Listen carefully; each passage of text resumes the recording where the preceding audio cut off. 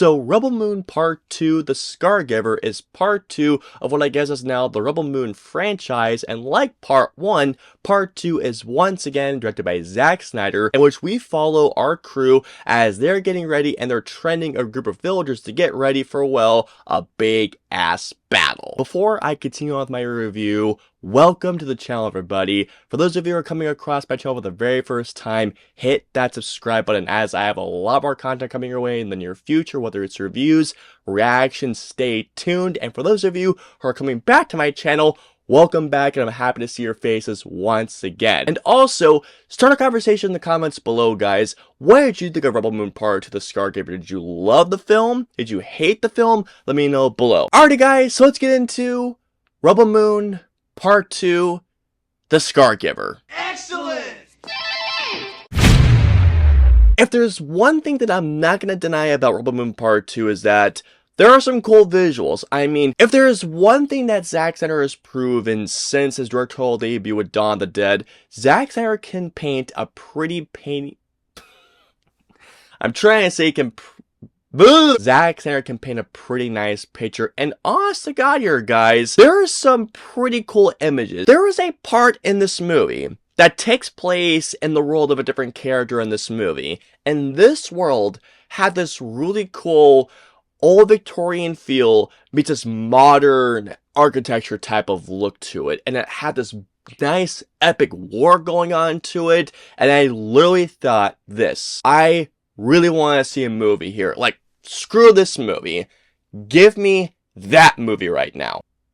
But that's not the movie we got. Well, that's just fucking great!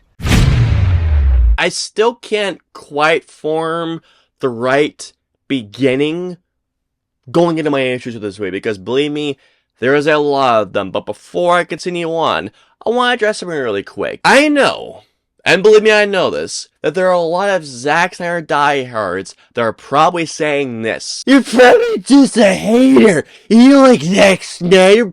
I'm actually a pretty big Zack Snyder fan, sure. Zack Snyder is a filmmaker, especially in this day and age, that when he releases a movie, he's either going to be very, very welcomed, or he's going to have a lot of his naysayers. I love Dawn of the Dead. I love 300. Watchmen is, at least in my eyes, one of the most overlooked comic book films of the 2000s decade. I love Man of Steel.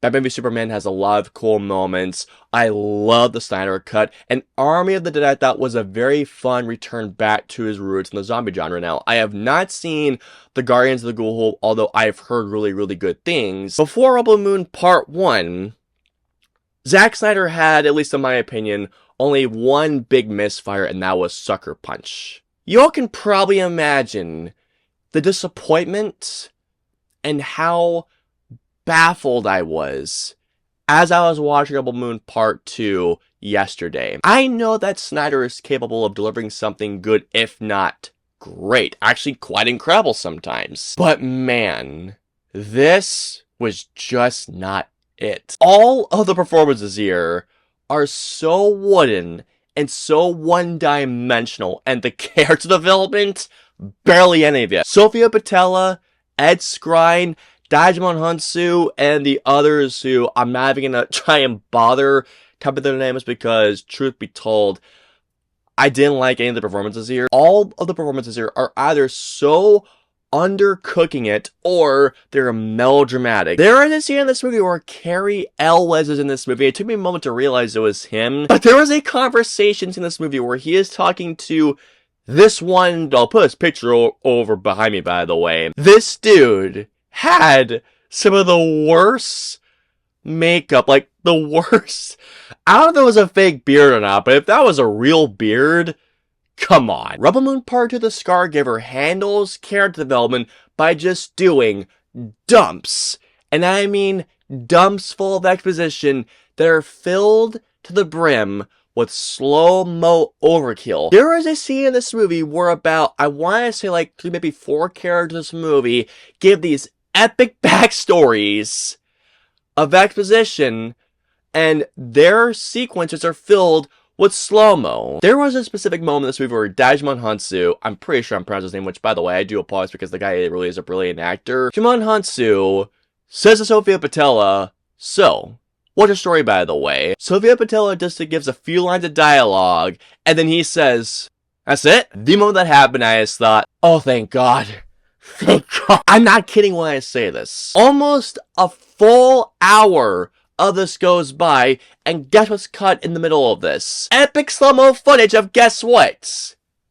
Harvesting and getting grain. Slow-mo is cool, man. I like me some slow-mo. But good God, the amount of slow-mo in this movie was just too damn much. Once the second half of this movie kicks in, which is when the big battle comes out, guess what's happening, guys? Action, and I mean a lot of it, but guess what? Guess. Yeah, over the top and obnoxious slow-mo. If there's no stakes, and if there's no, fleshing out of the character arcs, sure, why you get pizzazz and why you get a lot of flash and some oohs and some ahs here, there's no rhyme or reason why to give a fuck. There was a pivotal character who dies in this movie, and instead of going like this, I thought of this instead. Oh no, he died! The writing is bad. The character arcs are so bad. Because of that, once the action goes on in all these sequences when the music is swelling up to let you know that, by the way, yes, it's time to care for these characters, by the way. I didn't care at all. I was just like, alright, go on to the next person, I guess. Oh my God, speaking of which, guys, there is a character in this movie. I mean, you've seen the first part of this movie, so you'll probably know what I'm talking about. Easily the most interesting part of both movies is the robot voiced by Anthony Hopkins. But it's too bad that they don't do anything with his character. He comes in some spurts, and then there is this big moment. Guys, I literally did this at my TV screen. Oh, now you use him! The majority of the time watching this movie, the look at the movie I felt was just over-stylized just for the sake of it. I think that Zack Snyder should have worked with the DP again, like for example, if he had brought back Larry Fong to work with him, the guy who worked with him on 300, Watchmen. It would have looked epic at the very least. One more thing that I must mention here, and that is the ending. There was a particular line in this movie, and I just thought, no, I don't want more of these. Thank you. Next! And here we go. So overall, I was baffled.